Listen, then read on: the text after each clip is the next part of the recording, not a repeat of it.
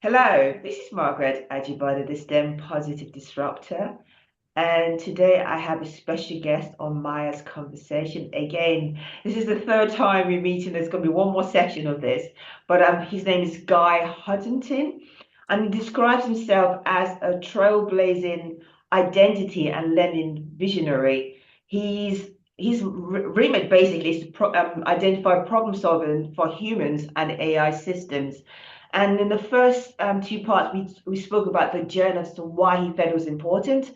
And that's the first part. And in the second section, we talked about the legal identity and what that means itself. So if you want to find out more, we're going to be uploading those podcasts in the next week or so. So you can have more information on that. And today we're going to be talking about security and privacy. And before I start, I just want to let you understand that the reason why we set up this platform, we want to educate, want to raise awareness, want to change people's perception and demystify. And today this is such a powerful conversation we're going to have. But I'm not going to talk anymore. I'll let him carry on now. So welcome again, Guy. Well, thanks, Margaret. Hi, everybody. If you didn't catch the first two podcasts, I'm Guy Huntington. I'm an old guy, as you can see by my hair. I've led lots of large global identity projects, Boeing, Capital One, the Government of Alberta's Digital Citizen Identity and Authentication Project. I've also done lots over my last several decades in learning as a volunteer. I chaired my school district's first tech committee in the early 90s. We were one of the first districts in Canada to have fiber laid to our school. I was behind building a technology leveraged school. I'm the past president of Skills Canada BC and Skills Canada. But my reason I'm here is I really wanted to rethink learning 8 years ago. And the first two podcasts covered the learning and then the legal identity. But today we're going to do a deep dive into privacy and security. And I'm basically going to maybe scare a bit of the poop out of you because I'm going to talk about the evil links. And I'm going to talk about privacy for a young child all the way through to an adult. And I'm going to describe the scary kind of world we live in and what kind of toolkits we need in order to give us security. Okie dokie. Well, with that said, also, if you want to reach me, you can reach me at guy@hvl.net or by my LinkedIn website. On the LinkedIn website, there's over 150 articles and papers I've written. You can basically dive into them. Okay, Okay, now thank let's start. Okay, so I often write about the evil links. Who the heck are they? So these are criminals that operate out of jurisdictions like Russia, and they annually make literally tens of billions of dollars annually from attacking us. They attack companies, they attack citizens, they attack our kids, they attack our enterprises, they attack our schools, they attack different levels of government, and they're not prosecuted. Why is that? The success rate of prosecuting cybercrime around the planet is 0.05%. How could that be? It's pathetic and paltry. And the reason is they operate in jurisdictions like Russia where they can't be prosecuted. Now, I'm going to attach the end of this, Margaret will attach a link to a World Economic Forum article which describes this out of 2019. So it's not this guy blabbing away. And they are scary because they attack us constantly. And politicians and policymakers don't like to talk about this. Why? Because it detracts from their message of creating new policies like for AI or whatever to protect us. And the reason they don't like talking about it is they can't do much about it. Oh. So down at our level, in the past podcasts, I've used Mary with her two kids, Jane Doe with her two kids, Mary and John, and we're going to talk about them a little later on about that. So that's point one, is I knew I had to basically architect an architecture which worked against the evil links. The other thing is that the next thing I want to talk to you about is Vint Cerf. He's the creator of the internet who I met about 3 decades ago. And about 8 years ago, I sent him some of the first articles I was doing on registering legal identities for bots. He really liked it. He invited me to join a group he'd formed called People-Centered Internet, but pushing that aside for the moment. He educated me about the speed at which an AI system can create digital bots. He asked me if I knew that, and I said no. And he then said, Guy, he said, they can be created at awesome speeds per second, i.e. thousands or more per second. And here's what went through my head when Vint told me that.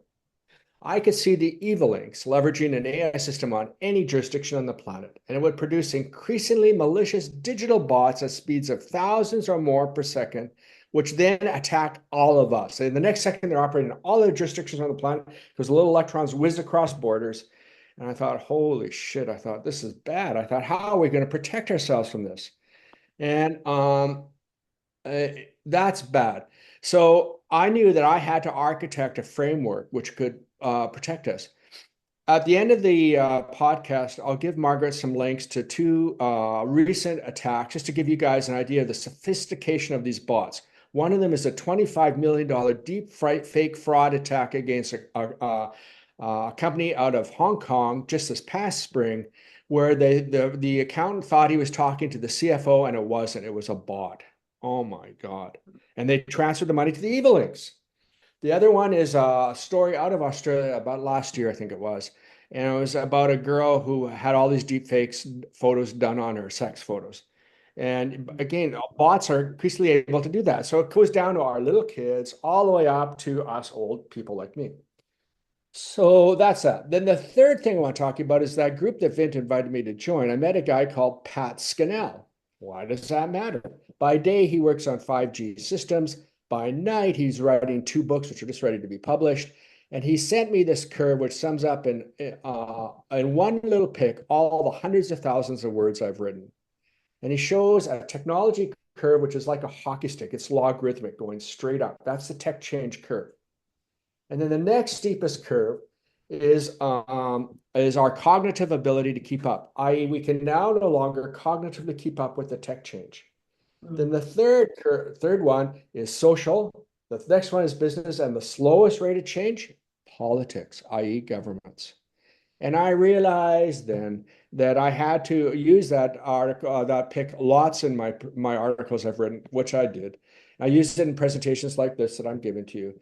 And I want you guys to keep that sort of front and center in your head, because it means that every second, every day on the planet, there's new tech emerging. And the evil links, who have tens of billions of dollars literally at their disposal, can leverage it. And they can create new attacks, not just against the technology of the architectures that I've created. They can do it against the governance frameworks, the business processes, the tech infrastructure used, and us, the end users, be they humans, AI systems, or bots. And I thought, oh my God, I have to basically architect for this. So how can I do it? So now I'm going to say, let's go back to Jane Doe and her kids, Mary and John. And so the magic day appears where Jane finally gives birth to Mary. And Mary, now if in your day, in our day, when I was born, I went and got a birth certificate. My mom and dad got a birth certificate for me and said Guy Huntington, my mom and dad's names. And most people around the planet have it. There's a lot of people that don't have it as well. And they're pieces of paper. And who issues them? Well, they're the marriage, birth, and death registries, which the fancy term is a civil registration vital stat system, CRVS. And there's a problem with them. They're antiquated. They all have our own little standards. There's no global standards for this at all, no data standards. And so we walk around with our little pieces of paper, and they're what I call a foundational piece of document. So when you go in to get your passport, or you going to get your driver's license, or mom and dad take you to school, oftentimes they ask you for your birth certificate. And those are pieces of paper, and they're easily frauded today. Yeah. So I've worked with all sorts of people. I worked for governments as well. And I met their security auditors, and they said, Guy, they said, do you know how easy it is to fraud birth certificates? And I said, yes, because I knew that from when I worked at Boeing and places like that, because they're often on the receiving end of this. And so what happens is that Mary's birth certificate can be easily frauded. So in the United States alone every year, I'll give you another link to an article, there's about 1 million kids a year that have identity attacks against them. They use fake social security numbers, birth certificates, blah, blah, blah. And so all this used to work in the old days when paper was hard to fraud. It was hard to get a hold of somebody's social insurance or social security number. But nowadays, it's dead easy. So what the security auditors told me in the government, they said, Guy, they said people are coming in, and they bring in fake birth certificates, they obtain driver's licenses, they then obtain healthcare accounts, and then they obtain passports. Now that's not hard to do. Now picture yourself as not as like as malicious Molly, who's just a one person doing this. Now picture the evil inks doing this. And they pay tons of people and they can create tons of fake accounts. And then they can use that to launder drugs, blah, blah, blah, bank accounts. So that is what Mary and Jane are up against. So I wanted to rethink that. Now, there's a last problem that I want to talk about is the speed at which an AI system can create digital bots. So Vint educated me, they could educate at speeds of thousands or more per second. And I thought, oh my God, I have to basically architect a CRVS system such that it can work at transactional speeds. Now, this is a whopper-sized technical problem. So I architected it where I put a budget of over $1 billion. Why so much? Because I knew we needed the latest supercomputers, the best brains around the planet. So if a funding country has access to that, the costs plummet. But that's the first. So there's that. And then I knew that the CRVS system had to keep up with this. So the evil links constantly get new technology. So they're going to take this and basically attack the CRVS systems and us daily. So I then realized we had to create two new legal identity nonprofits. One to manage the legal identity system, the other to manage the learning system. And I knew they had to be extremely well funded. So in the next session, I'll tell you about how I annually get them $1 billion a year to fund themselves, to keep up with the latest tech. But pushing that aside, one of their tasks, beyond keeping standards and all, which is to open source code, is that they have to, they do 24/7, 365 threat analysis against the governance of the framework, the business processes of the framework, the technical infrastructure used, and the end users, be they humans like us, or our bots, or our AI systems. And so now come with me on a journey. So let's say that Evil Inc. come up with a new attack vector, and it's a really they publish rated threat assessments, and they say, oh, it's a really high threat assessment. Well, that has to be responded to by governments around the planet, by companies around the planet, by enterprises around the planet, by different level, and by citizens like us, down to our kids within hours. This is how the legal identity and the learning architecture brings together the best industry best practices to the worlds of legal identity and learning. Okie dokie, that's the backdrop. So now let's talk about Mary when she's born. So when Mary is born, I wanted to basically identify her. And how am I going to do that? So I talked in 2004 and 2005 with a guy out of England, Sir Alex Jeffreys. He was knighted for it, Sir Alex Jeffreys. And he was nominated, he got that because of his work using DNA and forensics. So I sent Alex some email saying, look, I'm Guy Huntington. Do you want to talk to me about how we're going to determine human clones from one another? And he said, Guy, he said, it's totally possible. He said, you can't use DNA, which is what I was thinking of. And he said, I said, why? He said, you can't use DNA because they'll be identical clones. Yeah. He says, but you can possibly use their fingerprints and their iris scans. Now, in those days, in the early 2000s, fingerprints, they didn't think they could get fingerprints off of infants. In those days, iris scans were just beginning. So fast forward to when I began my journey 8 years ago, and I went looking around the internet, and I came across, first of all, this company out of China called Boya Life, Boyalife. You can Google it, or I'll provide a link at the end. And in those days, they were cloning 100,000 cows a year, and now they're working towards cloning 1 million cows a year. And in 2016, their CEO publicly stated they could clone humans, but they weren't. Now, there's something you guys need to know. You go, oh my God, this is now science fiction coming reality. Reality, yeah.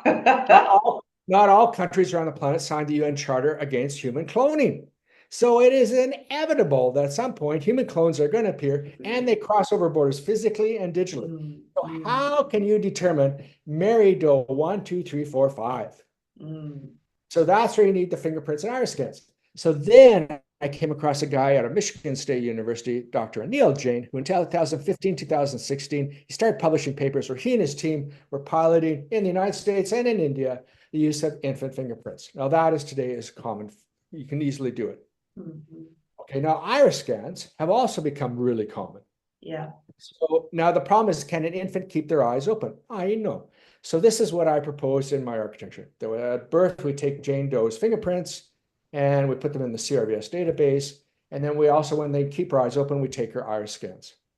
Now that's all good, but then I could imagine these evil links taking this tech change curve, and they'll be able to basically replicate our biometrics. Exactly. I thought, oh my God, how am I going to deal with that? So I came across a guy out of Holland called Ruud Bolle, Bolle, and he published a paper about 2015, 2016 about using anonymous biometrics. So what the heck are those?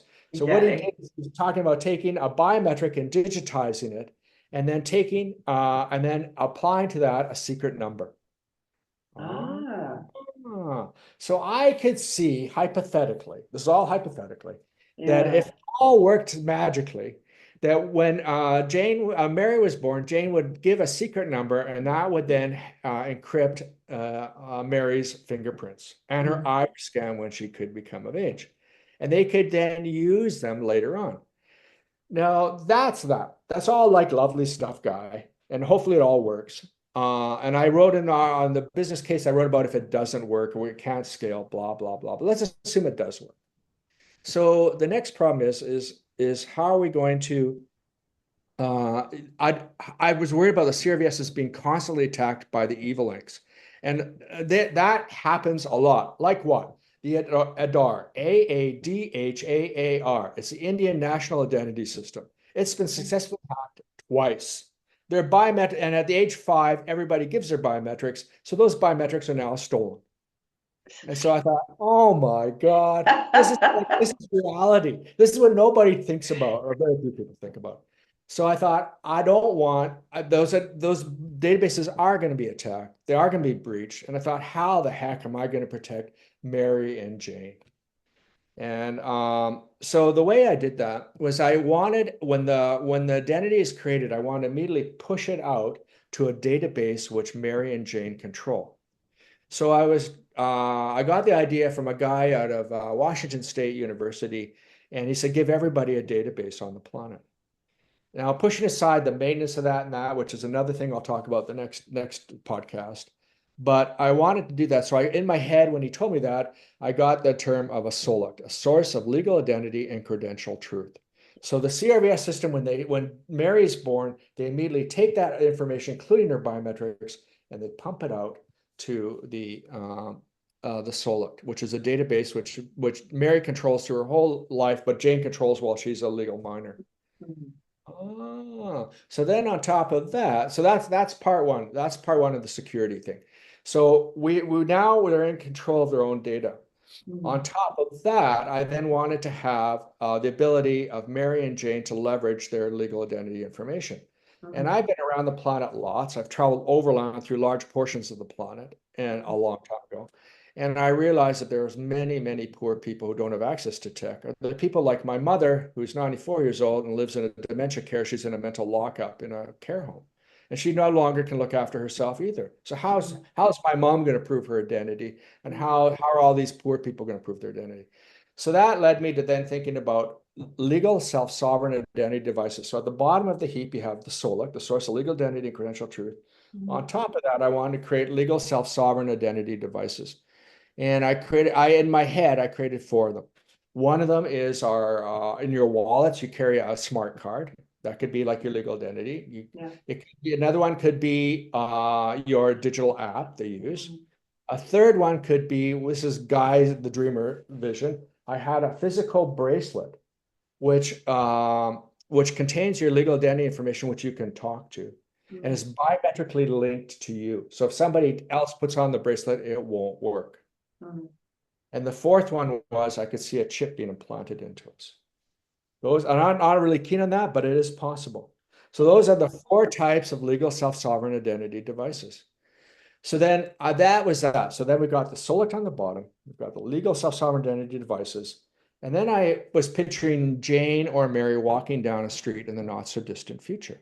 Mm. And here's what's going to happen to them.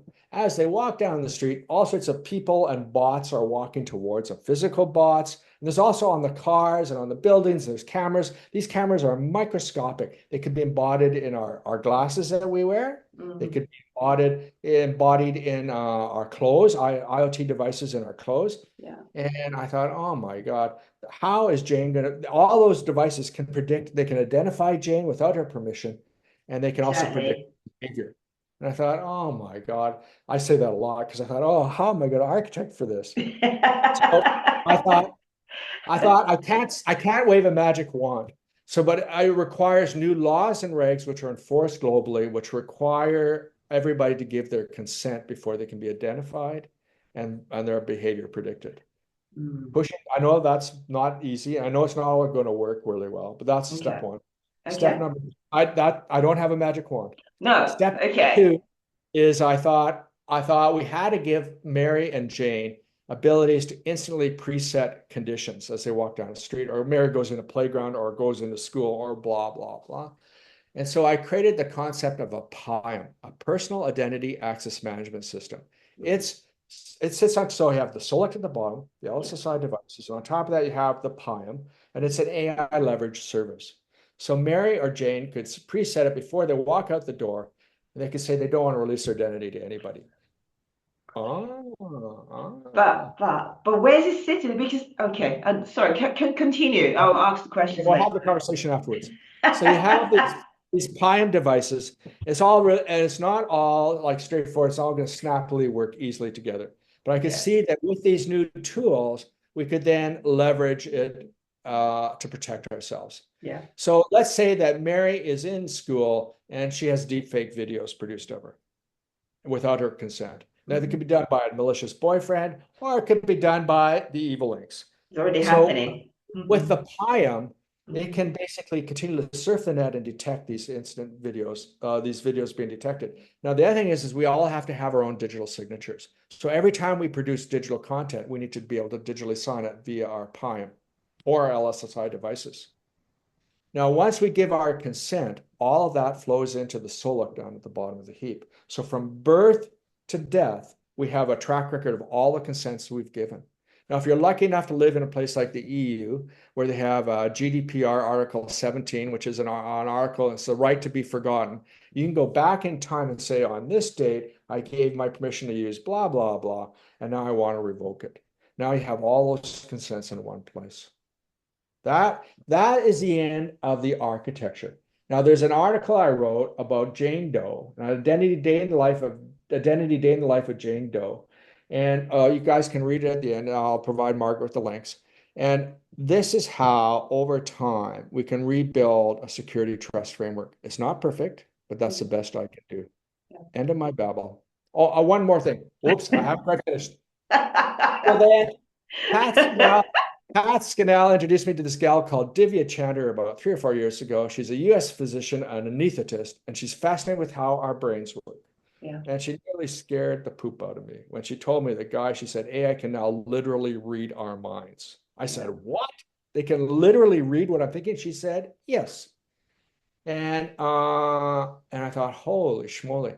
Fast forward to a year ago, a year and a half ago, this past spring, where there was a video conference, a video produced, and it showed 19 minutes. I'll provide the link at the end. At 19-minute, 30-second mark, it shows a woman, and her brain's being monitored by a system, and she's shown a picture of a giraffe, and the AI system instantly produces a picture of a giraffe. Do you know, I believe that can happen. And I believe also the thing is that my concern and my thinking, because you use an example of your mum who's and she's not able to sort of like manage her own affairs anymore. There are going to be people who are not able to manage their affairs as every Joe Blog can. And my concern, again, you know what? I'm using this platform for us to open a forum of conversation and discussion because there are lots of questions. The more you try and resolve one, because I do like this risk assessment of how you do things, review is but this and that, and need to provide a solution. But again, without that solution, there's other things to consider. And I think also where we talk about technology and how technology is moving and evolving so quickly. And even though you have the good technology or the people who are producing good technology that are going to be you talk about the evil ink. they're going to countersign that, and that's the thing is it may work up to a point, and then the are what are they planning Let against me it? finish off about Divya. I just want to finish off. So, Okay. and then I'm done. I will shut up. So, what that ability to read our minds needs to be put in context. Today, it requires really expensive medical equipment to do that. Yeah. It requires sophistication. So it's not easy peasy to do. But I could see Pascal's tech change curve in my head when Divya told me that. And I thought, oh my God, I could see how over time the price points would plummet, the ease of doing it would increase. And I thought, oh my God, that's not good. Now I'm also going to include a last link about Wall Street Journal video about what they were doing in China 2 or 3 years ago, where they're putting little headsets on their students. And they're Mm. monitoring their ability to concentrate. And the moment they weren't concentrating, immediately send out messages to the teacher and their parents. And that is like the worst thing that could have happened. So Mm. all of a sudden, that is the beginning of Divya's vision. Now, Divya is way ahead. I tip my hat to her because she's working with the UN and several countries on creating a new Bill of Rights for humans. Sure. That's it to me, spieling. Over to you. Let's talk. Do you know, there are so many questions, but do you know what I want to do? I want to really leave this open because I don't want to, I have my own things and questions which I want to be addressed, but I also want it to be open. I don't want anyone to be prejudiced by my own version of what I see. I want it to be a platform where others will listen to what you're saying and have a conversation with them. This is one of the reasons why I want this platform for us to start a conversation and for us to find ways to make a better life for everyone. And you also talked about the flip side of those who do not have access to technology, because that's going to be a big issue. And people sometimes become so desperate they will sell their birthright in order for them to believe, because people can manipulate you to suit their own agenda. And this is what the evil Inc.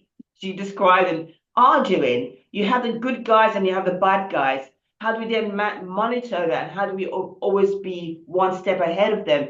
Those are a lot of questions, but I'm not going to put my questions out to you now. What I do want is for people to listen to you and have a conversation with you. Let's open this to a wider audience. Let's have a conversation and to where people now start thinking. Hold on, because if you think about reality, is that look, we already have smart technology. We use it on a daily basis. You talk about your friend, this physician who's can envision how things are being used, how AI can read your mind. That's and you talked about there's so many different instances of how technology is being used, and in an ideal world there are lots of things that can happen, but again I'm not going to put my own thoughts down right now, but I do want this platform for them to listen to you and for them to make contact with you, and let's have a conversation as well. So again, I just Guy, please let them know how they can contact you, because I know you mentioned it at the beginning, but let them have that concept, that contact The, point where they the can make first thing contact I with you. advise people to do is to not just react to the surface level of what I said, but to Yeah, dive deep into the articles. So I've exactly, read lots of articles about this, and it's complicated. So it's not like a little one pager you can read and think, oh, I got it all now. It's exactly. complicated. So the analogy that I used in the past, I used it in another podcast, and I used it in some one pagers I've written, is that we're designing the equivalent of a new air traffic control system. An air traffic control system is really complex. It has hundreds of thousands of pages of manuals, covers security, covers movement, covers travel across borders, and we're going to do that electronically. And that's really complicated. So go to my LinkedIn profile, Guy Mhm. Huntington, and choose any of the articles I've written. And at the bottom, you'll see broken out by subject area, 150 articles I've written on this. And it's complicated. And so, and start with I'll give Margaret some links to put at the end of this, just as starting points, some easy to read ones, and you can dive deeper and deeper into it, and then talk to me, and then come back to me and say, Guy, like, what the heck were you talking about? Blah blah blah. And I'm listening, right? Now I'm working with approaching several governments around the planet. We'll talk about that tomorrow. We'll talk about the next podcast, talk about costs, blah blah blah. but it's not like a simple thing that an educator or can say, oh, we'll just do one thing and everybody will be magically educated. You got personalized learning, which is the buzzword today. Mhm. Or you can say, oh, Jane Doe walks down the street and she's perfectly protected because the problem is there's not good laws and enforcement Mhm. of it. I know that. Yeah. Okay, that's the end of me babbling. And if you Yes. really want to send me an email at guy@hvl.net and I'll get back to you. Indeed. And again, we just want to make sure the audience are aware that this is just a summarization of really all the investigative work that Guy has done over the last 8 years. So for more information, for you to make an informed decision or query, it's so important for you to delve deeper into what Guy has found out. And so he's given you the link and where you can find that information and have a conversation with Guy too. So again, thank you so much, Guy. I look forward to our next final episode. Again, thank you very much. My name is Margaret Ajibade, the STEM Positive Disruptor. If you do like this type of topic, please like, support us, comment, subscribe, and let us spread the word. Let us be the ones to change people's perception, to educate and to raise awareness, and to bring and to demystify as well, because this is what Guy's trying to do. He wants to I guess, use technology in a good sort of way through learning and looking at the legal identity as well. And it's covering the different areas of needs. So for you to need to find out more about this, please connect with Guy, because he's an amazing guy and he's got so much information that he's hungry to share it with you. So please do that. Again, thank you very much, Guy. Thanks, Margaret.